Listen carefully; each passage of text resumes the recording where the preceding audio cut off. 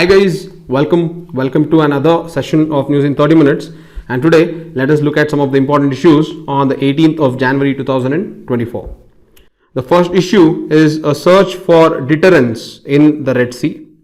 Okay, so basically Red Sea has been in news. It has been in news for continuously in the last few months. The reason why Red Sea is in news continuously is because of this Houthi rebels.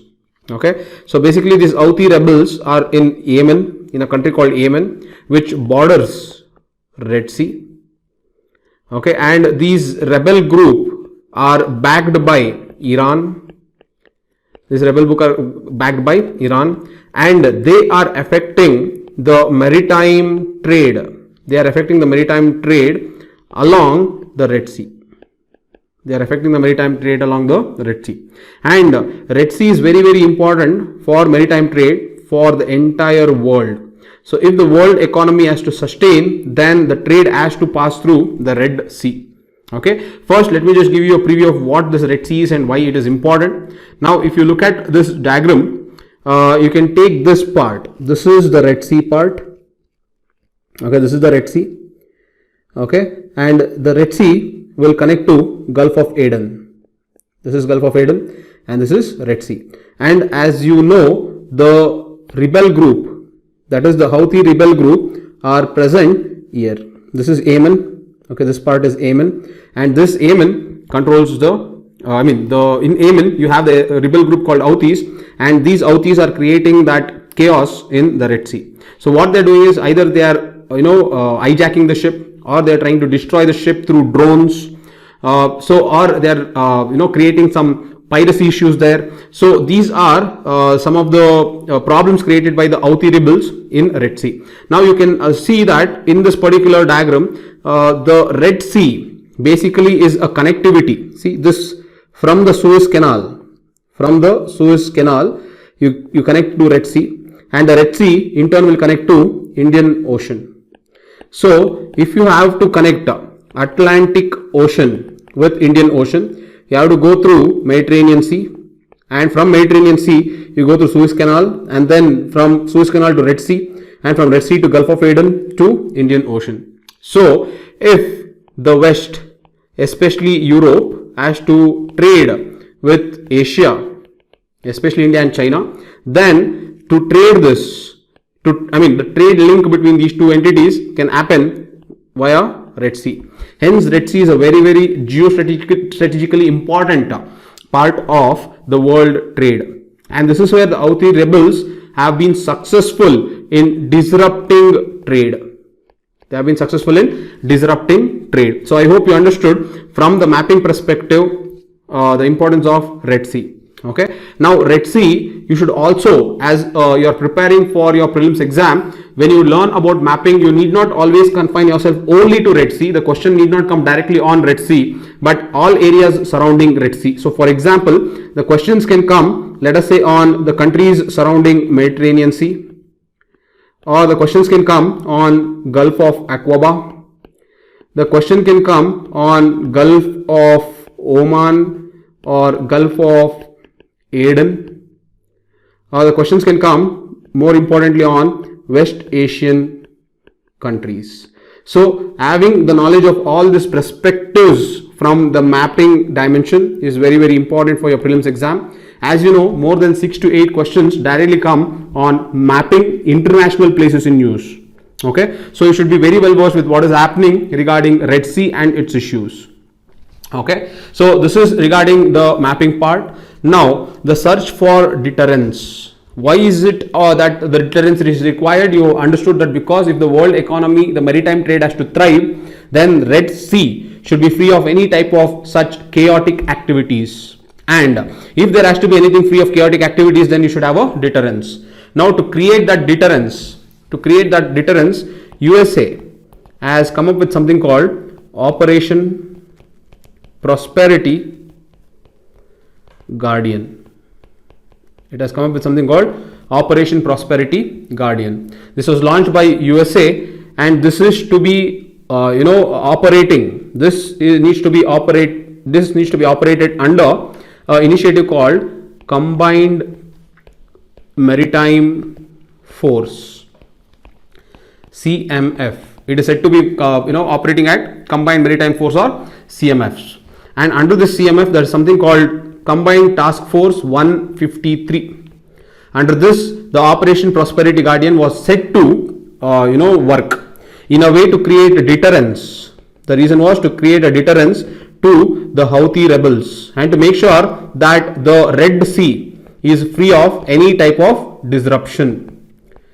It is free of any type of disruption. So this was the main idea behind Operation Prosperity Guardian. Okay. However, the response for this operation has been lackluster and it has been unsuccessful. Okay. Now, before I come to the angle of telling why it is unsuccessful, from the prelims angle, you should know what is this combined maritime force. Okay, so let us first learn what is this combined maritime force and then come back to that. Combined maritime force is a multilateral naval partnership. It is a multilateral naval partnership. Next, it includes 39 nations as members. The headquarters of this combined maritime force is in Bahrain. Okay, and it is basically the objectives of CMF is counter terrorism, counter piracy, regional cooperation, and last is protecting maritime environment. Protecting maritime environment. So these are the objectives. Okay. India is a member. India became an associate member. India became an associate member in 2022 and it became a full-time member in 2023. Okay. One very important aspect is the participation within this force defense. The participation within this combined maritime force is completely voluntary. That is, just because you are a member doesn't mean that you are forced upon to work within the the whatever task is given. If the task is given within the CMF also, though you are a member, you have an option not to work with it. So the participation is completely voluntary. Okay. Now this combined maritime force has different combined task force. It has something called combined task force, and this combined task force is given the name CTF. So there are different CTF. CTF 150 is basically security of Gulf of Oman. Okay, so CTF 150 is the security of Gulf of Oman. CTF 151 is counter piracy. CTF 152 is Arabian Gulf security. Okay, CTF 153 is Red Sea and Gulf of Aden security, and CTF 154 is maritime security training. Okay, so I'll repeat again. CTF 150 is Gulf of Oman security. CTF 151 is counter piracy. CTF 152 is Arabian Gulf Sea. CTF 153 is Red Sea and Gulf of Aden. Okay, Red Sea and Gulf of Aden Sea security. The CTF 154 is maritime security training. So these are different combined task forces created under the CMF. And as I already told you, this CTF 153 is said to have been the executional wing of Operation Prosperity Guardian. CTF 154 is said to be the execution of Operation Prosperity Guardian. The reason is because CTF 153 is said to be the executional wing of Operational Prosperity Guardian, because CTF 153 is what is in charge of Red Sea and Gulf of Aden. Okay. However, this is the background of what is CMF. So please make sure that from prelims angle CMF is very important. There are very high chances for it to come. So I have a good idea about this CMF. Now coming back to the issue, the Operation Prosperity Guardian that was launched under the CMF and within the CMF by CTF 153 has got a lackluster, or it has been an unsuccessful endeavor. One, because though USA has backed it, now this CTF 153 has 9 nations within them.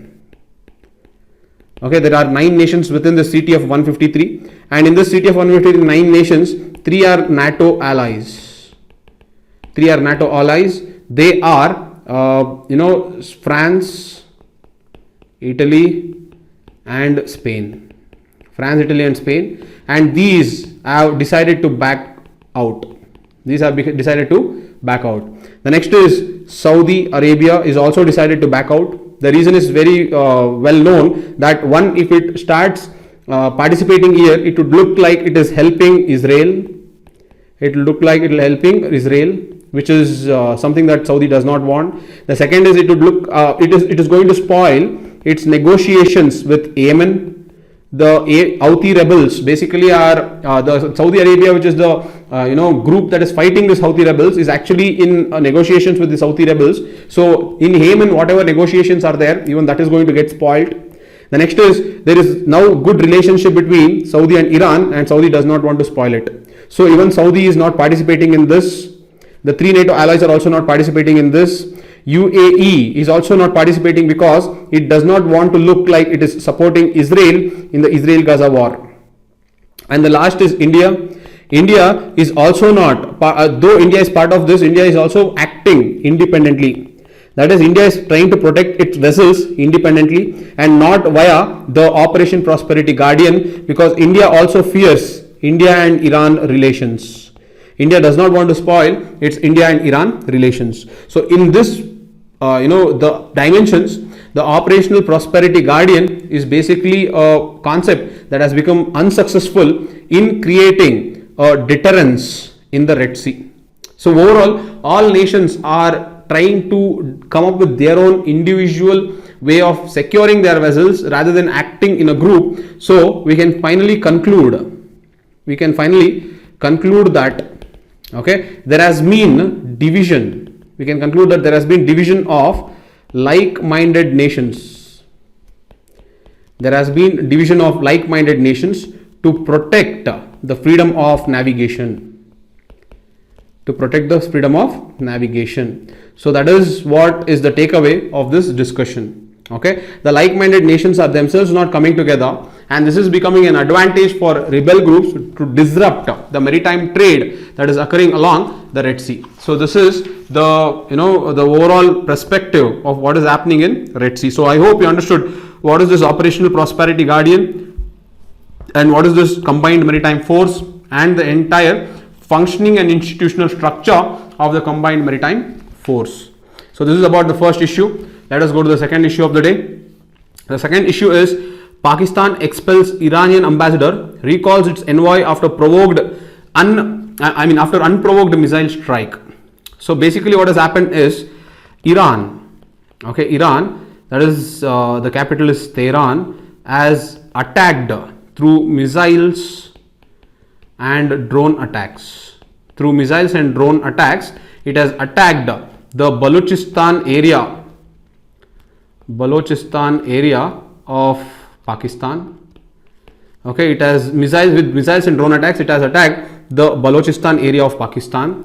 Now the justification that Iran government tells is it was an attack on a terror camp. It was an attack on a terror camp, and the name of the terror camp is known as Jaish al-Adl. That means Army of Justice.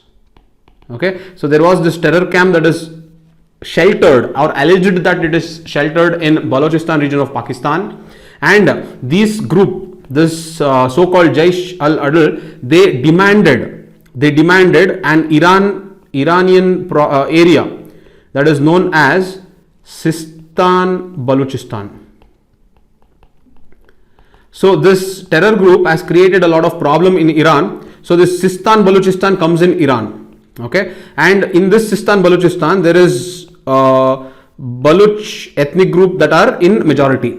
However, this Sistan-Baluchestan comes in Iran. So it belongs to Iran. Okay, now because it belongs to Iran, this terror camp is creating a lot of terror activities here. For example, it can be suicide bombing, it can be creating disruptions in activities by having explosions.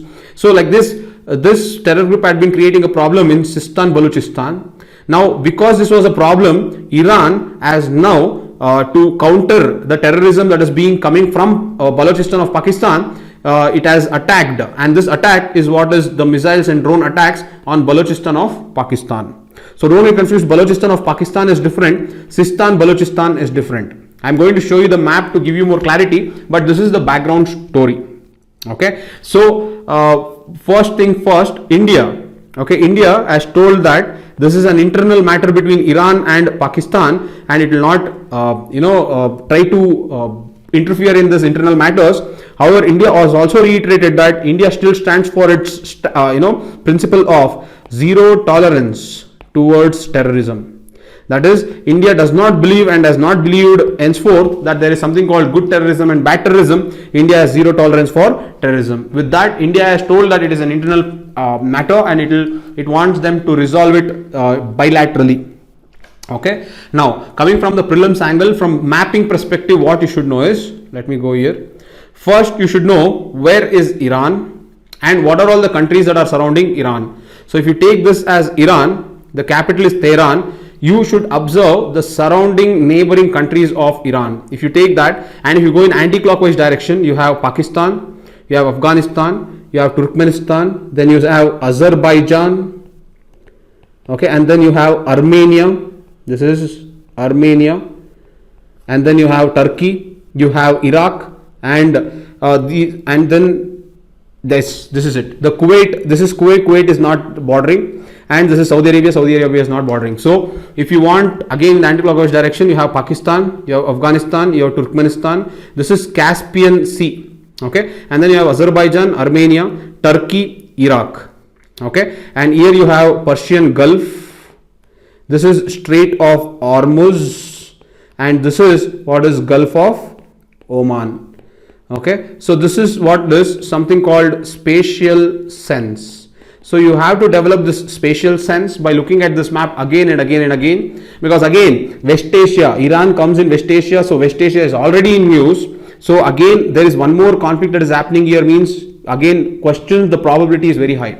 So please make sure that you are thorough with this. So this is about Iran. So once you learn about Iran, now go into what is this issue happening.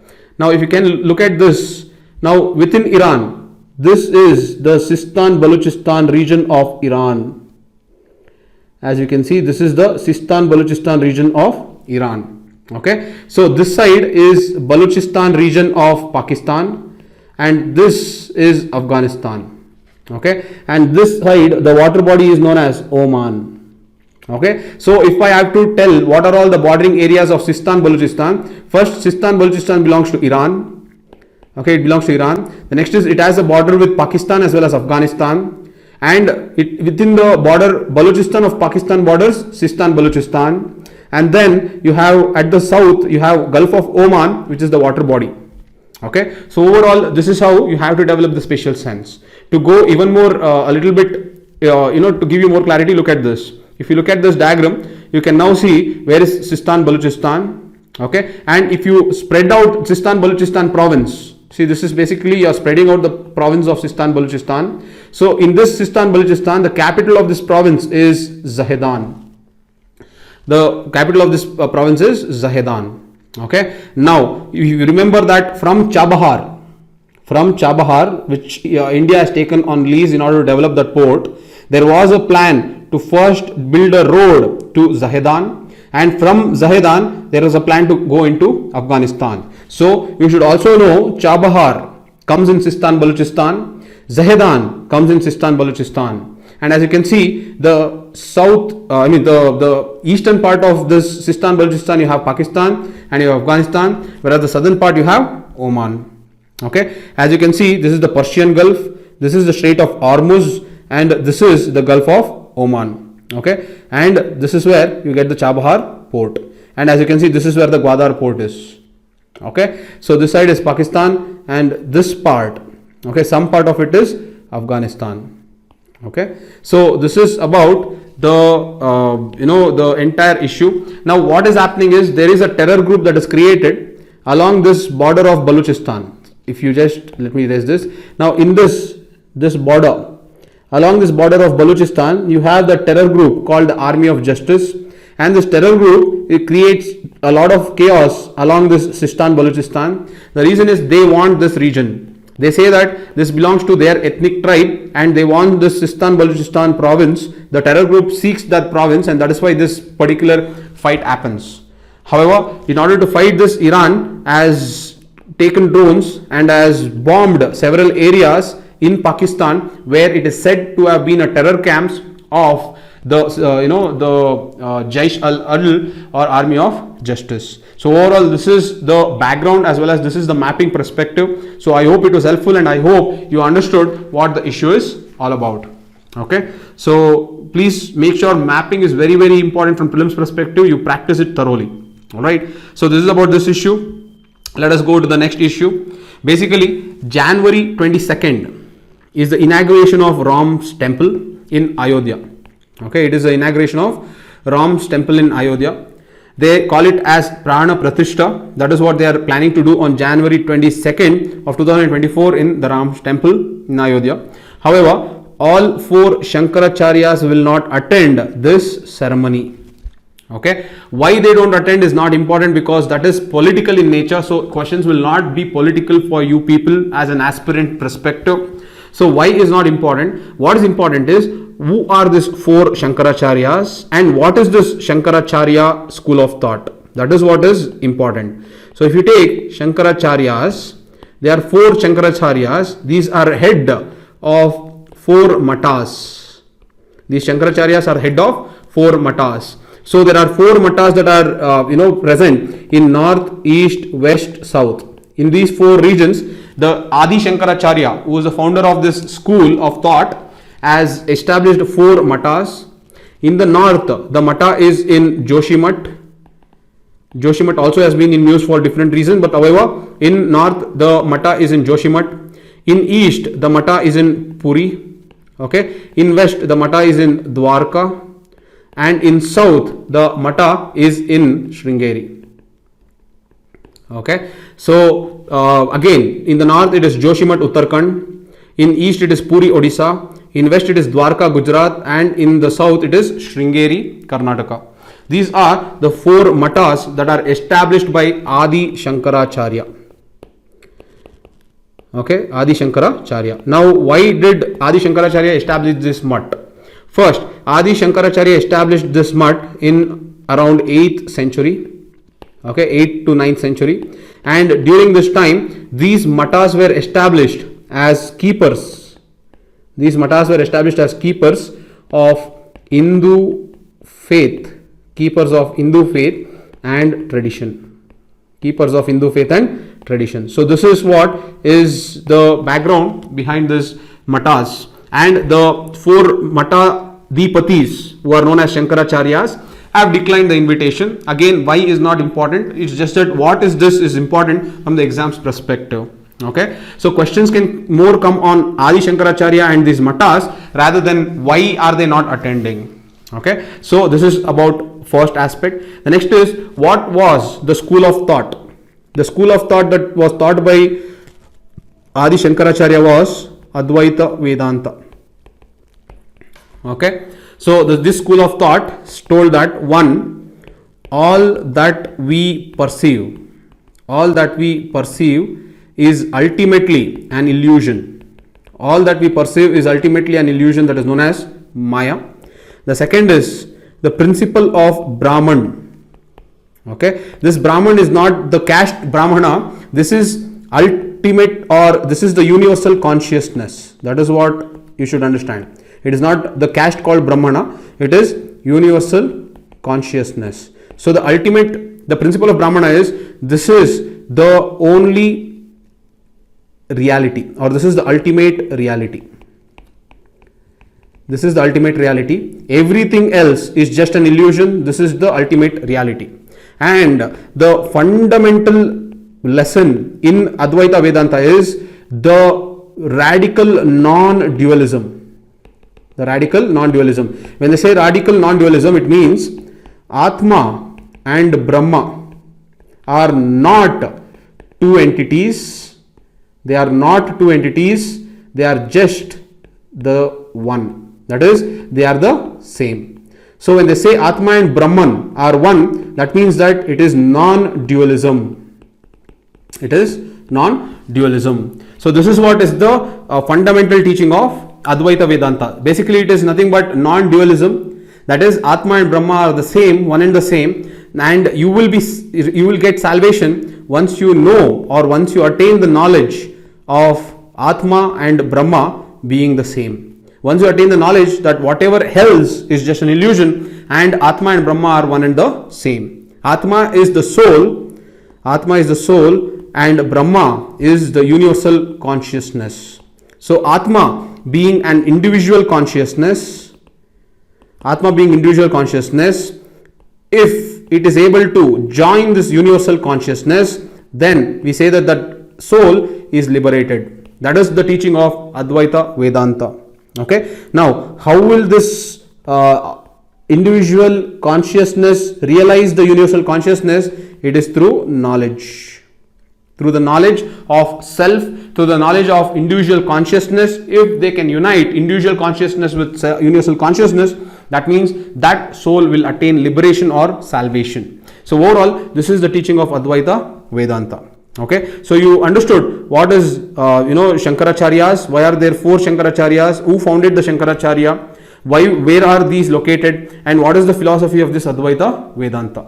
So basically, for your prelims perspective, Vedantic philosophers are very, very important. Okay, there are different Vedantic philosophers. For example, we learnt about Adi Shankaracharya. Okay, but also it is necessary that you learn about Ramanujacharya. Also, you learn about Madhvacharya. Okay, fourth you will learn about Vallabhacharya. Fifth you learn about Chaitanya Mahaprabhu. And the last you learn about Shankaradeva. Okay, so these are some of the Vedantic philosophers that you have to learn, and learn in spirit. Don't try to buy out the English. Learn what the essence is. If you learn what is the essence of their teaching, you can use this essence to deduce the statements. If you try to buy out it, you will not get the actual essence of that particular teaching. With just by adding the English, you will not be able to eliminate the options. Okay, so try to make a short 1-page notes on all these Vedantic philosophers. Okay, so I think these were some of the important issues of the day, and I hope these issues were helpful. If you have enjoyed this video, please don't forget, guys, to like, share and subscribe. Okay, the prelims analysis, the prelims affairs will be released soon. Please get your friends to also subscribe so that they can also make use of it. With that, thank you so much for all the love and support. I'm going to see you tomorrow. Bye, guys.